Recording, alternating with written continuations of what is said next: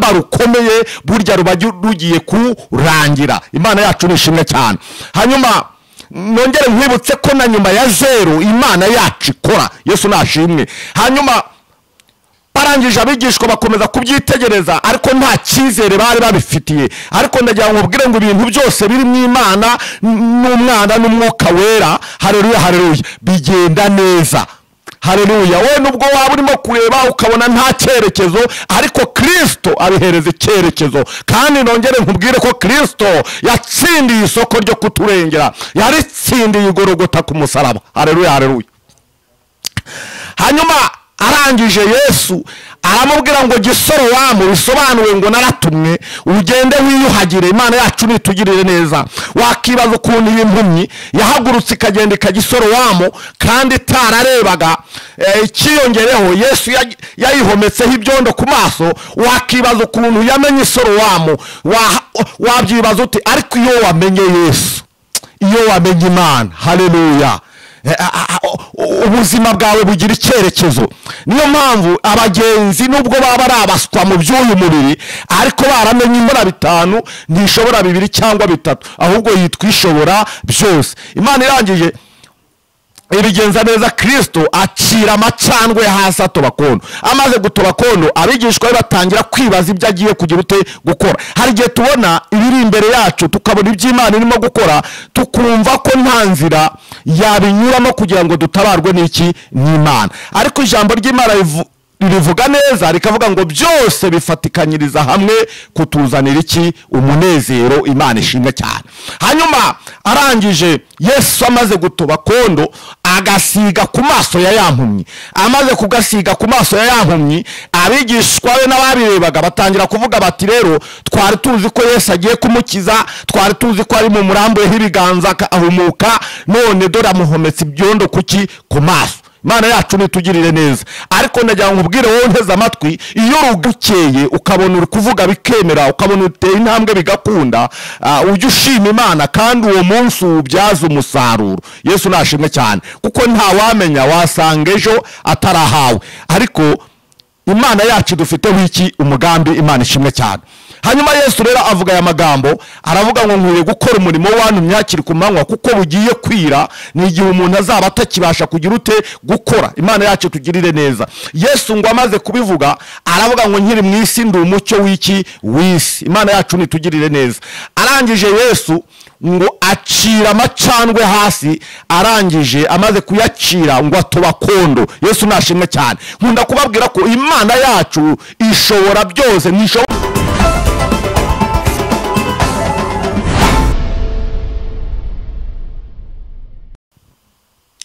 Haleluya haleluya. Ndabasuhuje mu izina rya Yesu. Amahoro y'Imana abe muri mwe. Muri kumwe na Niyonzima Vincent, bakunze kwita umuhungu wa boss. Imana nibagirire neza kandi Imana ikomeze kubitaho, kandi Imana ikomeze kuba mu ruhande rwanyu. Izina ry'Imana yacu nirihimbazwe. Uyu munsi rero nifuje ko twaganira ijambo ry'Imana rivuga ngo igiye kugutokora ibanza kugutokoza. Mu yandi magambo, nta ujya ukiri yatagize ate atarwaye. Imana yacu nitugirire neza. Haleluya haleluya. Turasoma ijambo ry'Imana riri mu butumwa bwiza bwa Yesu uko bwanditswe na Yohana. Turasoma ibice byaho ni 9, hanyuma dusome ku murongo waho wa 10 ndetse na 11, twumve icyo Imana ivugana natwe. Reka dusome mu izina rya Yesu.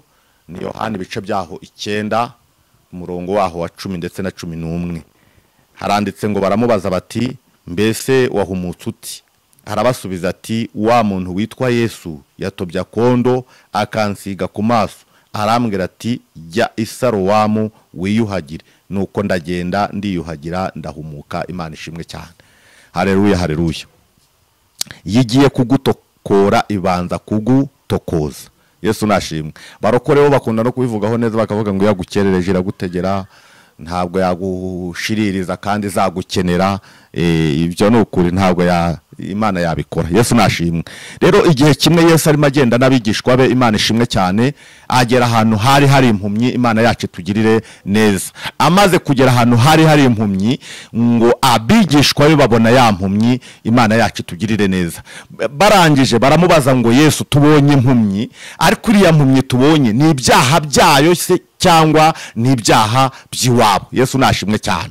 Yesu abasubiza amagambo meza, arababwira ngo ntabwo ari ibyaha by'iriya mpumyi, nta nubwo ari ibyaha by'iwabo, ahubwo ni ukugira ngo imirimo y'Imana yerekanirwe muri we. Imana ishimwe cyane. Ndagira ngo mbwire abantu banteze amatwi, mbabwire ngo Imana ifite umugambi ku bantu bayo. Yesu nashimwe cyane. Rimwe na rimwe nta n'ikintu kugiraho ububasha Imana itemeye ko kikugiraho ububasha. Imana itugirire neza. Hanyuma Yesu arangije aravuga ngo nkwiriye gukora umurimo wantumye hakiri ku manywa. Aravuga ngo kuko bugiye kwira ni igihe umuntu azaba atakibasha kugira ute gukora. Imana yacu tugirire neza. Bene data munteze amatwi, ndimo ndabahendahenda kugira ngo mucunguze uburyo umwete, kuko iminsi ni mibi. Yesu nashimwe cyane. Igihe ni iki cyo gukorera iki Imana. Haleluya, haleluya. Kandi nujya ubona bukeye, ukabona uri kuvuga bikemera, ukabona uteye intambwe bigakunda, ujye ushima Imana kandi uwo munsi ubyaza umusaruro. Yesu nashimwe cyane, kuko nta wamenya, wasanga ejo atarahawe. Ariko Imana yacu dufiteho iki umugambi. Imana ishimwe cyane. Hanyuma Yesu rero avuga aya magambo, aravuga ngo nkwiye gukora umurimo wantumye hakiri ku manywa, kuko bugiye kwira ni igihe umuntu azaba atakibasha kugira ute gukora. Imana yacu tugirire neza. Yesu ngo amaze kubivuga, aravuga ngo nkiri mu isi ndi umucyo w'isi. Imana yacu nitugirire neza. Arangije Yesu ngo acira amacandwe hasi, arangije amaze kuyacira ngo atoba kondo. Yesu nashimwe cyane. Nkunda kubabwira ko Imana yacu ishobora byose, ntishobora bitanu, ntishobora bibiri cyangwa bitatu, ahubwo yitwa ishobora byose. Imana irangije ibigenza neza, Kristo acira amacandwe hasi atoba kondo. Amaze gutoba kondo, abigishwa be batangira kwibaza ibyo agiye kugira ute gukora. Hari igihe tubona ibiri imbere yacu, tukabona iby'Imana irimo gukora, tukumva ko nta nzira yabinyuramo kugira ngo dutabarwe n'iki n'Imana. Ariko ijambo ry'Imana rivuga neza, rikavuga ngo byose bifatikanyiriza hamwe kutuzanira iki umunezero. Imana ishimwe cyane. Hanyuma arangije Yesu amaze gutoba kondo, agasiga ku maso ya yampumyi. Amaze kugasiga ku maso ya yampumyi, abigishwa be n'ababirebaga batangira kuvuga bati, rero twari tuzi ko Yesu agiye kumukiza, twari tuzi ko ari mu murambuyeho ibiganza ahumuka, none dore amuhometse ibyondo kuki ku maso. Imana yacu nitugirire neza. Ariko ndagira ngo nkubwire wowe nteze amatwi, iyo urugamba rukomeye burya ruba rugiye kurangira. Imana yacu nishimwe cyane. Hanyuma nongere nkwibutse ko na nyuma ya zero Imana yacu ikora. Yesu nashimwe. Hanyuma barangije abigishwa bakomeza kubyitegereza, ariko nta cyizere bari babifitiye. Ariko ndagira ngo nkubwire ngo ibintu byose biri mu Imana n'Umwana n'Umwuka Wera, haleluya, haleluya, bigenda neza. Haleluya. Wowe nubwo waba urimo kureba ukabona nta cyerekezo, ariko Kristo abihereza icyerekezo. Kandi nongere nkubwire ko Kristo yatsindiye isoko ryo kuturengera, yaritsindiye igorogota ku musaraba. Haleluya, haleluya. Hanyuma arangije Yesu aramubwira ngo Gisorowamu, bisobanuwe ngo naratumwe, ugende wiyuhagire. Imana yacu nitugirire neza. Wakibaza ukuntu iyi mpumyi yahagurutse ikagenda Gisorowamu kandi itararebaga. Ikiyongereho Yesu yayihometseho ibyondo ku maso. Wakibaza ukuntu yamenye Isorowamu. Wabyibaza uti, ariko iyo wamenye Yesu, iyo wamenye Imana, haleluya, ubuzima bwawe bugira icyerekezo.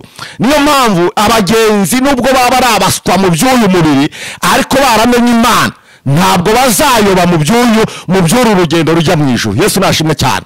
Kuko Bibiliya bivuga neza, ikavuga ngo abazi Imana yabo bazakomera. Nibamara gukomera, Imana yacu bakoresha iby'iki iby'ubutwari. Dushimiye Imana yaduhamagaye yo kwizerwa no kwiringirwa, dukurikira, yarangiza ikatugirira neza, ikabana natwe, ikadushoboza gukora ibyo tutari gushobora. Imana ishimwe cyane, cyangwa se ikadushoboza gukora ibyo abantu bazi ko tutashobora.